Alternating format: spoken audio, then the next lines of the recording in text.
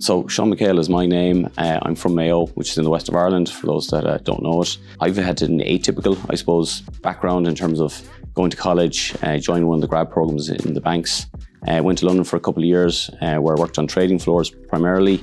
And then I moved back into a more management function, run the global markets business for HSBC, and then running the institutional business for Danske Bank. And it was there that I got exposure to the whole area of sustainable finance. So it was really, I suppose, an unconventional approach. I don't have a PhD in environmental science or anything like that. However, what I can see is the move towards financing the transition to the low carbon economy. And that to me is the cutting edge of finance for at least the next decade, both from a climate perspective, but also from a social perspective, which sometimes doesn't get spoken about often enough. So CCaS is climate change sustainability services.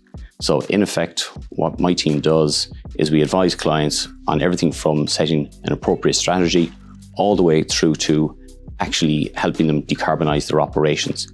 And for financial services, what that means predominantly is not just their own buildings, but most importantly, it means their investments, their loan books, and how that in turn they engage with customers. So it's not just about decarbonizing and looking at it from a risk perspective, it's also looking at the opportunities.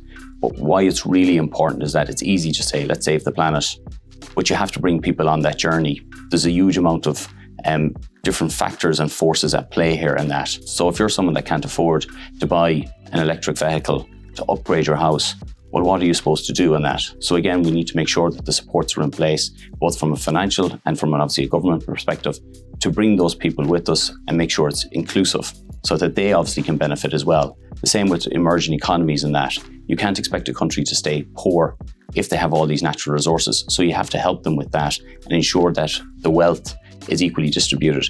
And of course, for us to protect our natural environment, to make sure that in 100 years' time, when we're all gone, that our kids' kids can enjoy things, and actually that they'll have jobs that support that economy, that they'll have robust livelihoods, and that as a social society, and that there's a lot more equity and equality, which again are very, very important aspects to the whole area of ESG. So the opportunities in the team, I think, are threefold. One is to obviously work in a very advanced new area of finance and environmental risk and opportunity.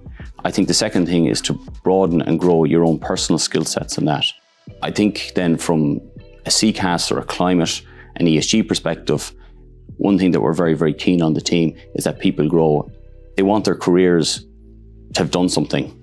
And you'll certainly get that opportunity if you're working in CCaS. So you can actually point back and say, I was involved in that. I've helped, the rollout of electric vehicles. I've helped the financing of, hydrogen. I've done those types of transactions, and you can actually point back to something. And I think more and more, particularly talking to grads, they want their career to actually have meant something tangible. And again, you'll certainly get lots of opportunities in our area to do that.